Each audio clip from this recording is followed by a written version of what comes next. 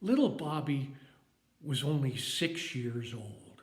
He was the youngest member of their family. He had three older sisters and his mom, but his dad had passed away 3 years before, and they had very little money. His mom was a night nurse, and she was so busy with the virus, but she had guaranteed that she'd be home for Christmas Day. And while all of Bobby's older sisters had made up their gifts for their mom, Bobby was too young for that, and he didn't have any money, and he felt so bad that he wouldn't have a present for his mom for Christmas. So he was sitting outside. It was really cold, and it was in the snow, and Bobby just had his warmest coat and a pair of sneakers that were so old they had holes in them. But he decided at least he'd go down to the village and just see if there could find a way to find something that he could give to his mom for Christmas. And so he walked down to the village, and the stores were all lit up beautifully with Christmas decorations and lights. And there were so many spectacular things in the window. Boy, Bobby said, I just wish I could find something. Well, he knew that he couldn't. And so he sat down in front of one of the stores on the curb. There was snow on the ground. And then the lights from the stores reflected on the snow. And he saw this kind of a glint, a flash of light. And he looked over, and there in the snow, reflected from the lights, was a shiny quarter. Bobby reached over, grabbed the quarter, wiped the snow off of it, and he said, maybe I can buy something for my mom after all. So he put the quarter in his pocket, but he kept holding on to it with his hand in the pocket. And then he went to that really pretty store that he was looking at earlier. And a sales lady came over and said, yes, little boy, what can I do to help you? He said, can I get something from my mom for Christmas? And she said, well, I think you can.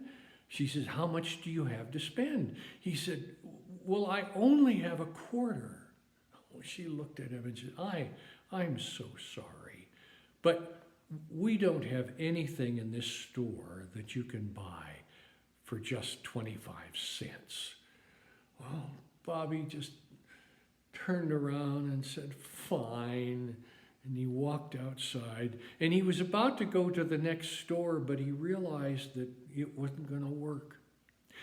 Down the street, there was a flower shop, and the lights were still on there. And in fact, there were two or three people in line being socially distanced, waiting to go inside, obviously to get their Christmas flowers.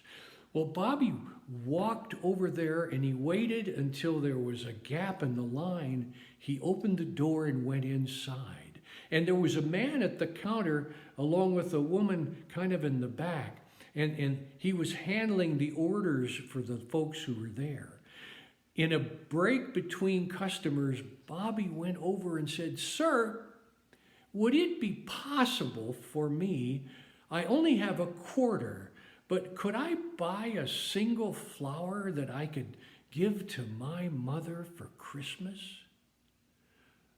Well, the man looked at Bobby and said, hang on for a minute. Let me go in the back and see what I can find. Well, he did. He went back and the door closed and the lady came up to the counter and began handling the rest of the customers.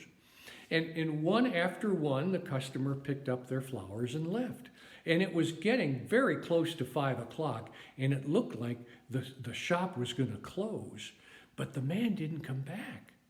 And Bobby waited and waited, and he got really discouraged. And he said, I guess he couldn't find anything back there that he could sell me for a quarter. And finally, the lights were dimmed in the shop. They were closing the door.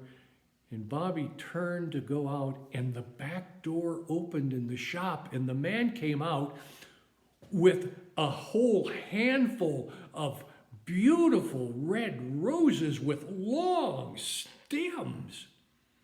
And he pulled down a big white box. The box was probably taller than Bobby, and he opened it up and he put the flowers inside the box with some beautiful paper.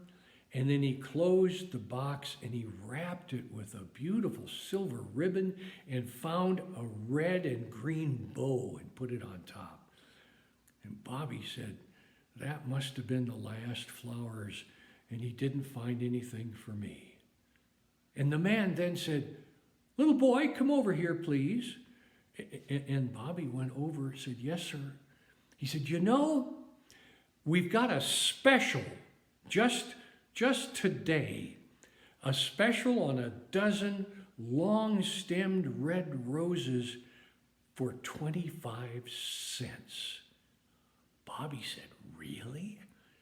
And he said, yes, but you have to have 25 cents or I can't sell these to you. Well, Bobby reached into his pocket right away and pulled. I said, I've got 25 cents. Here it is. And he gave it to the man. And the man gave the big box to Bobby. And Bobby wrapped it around in his arms. And he went over to the door. And the lady came over and opened the door for him. And Bobby went outside and down the street to home. And after the door was closed and the woman locked the door, she turned to the man who was her husband and said, where did these flowers come from? He said, I'm going to tell you a story. He said, I had a little voice in this morning when I woke up. And the voice said to me, you know, something special might happen today. So I want to set aside a dozen of my most precious flowers, just in case someone comes along who would need them more than me. And you know, the reason that voice occurred is because when I was a little boy, like that little feller there, you know, my family was also very poor. And on Christmas Eve, I was out in the snow in the village just looking at all the lights. And a very big man in a big, heavy wool coat and a funny kind of a hat came over to me and he said, little boy, so what are you going to get for Christmas? And I looked at him and I said, nothing. Our family is too poor to have presents at Christmas. And that man reached into his coat and he pulled out his wallet and he pulled out a crisp $10 bill and he gave it to me. And he said, Merry Christmas. And I'll never forget that. And so when that little boy came in, it brought back that memory to me. And I said, boy, have I got just the right person to give this special gift of flowers.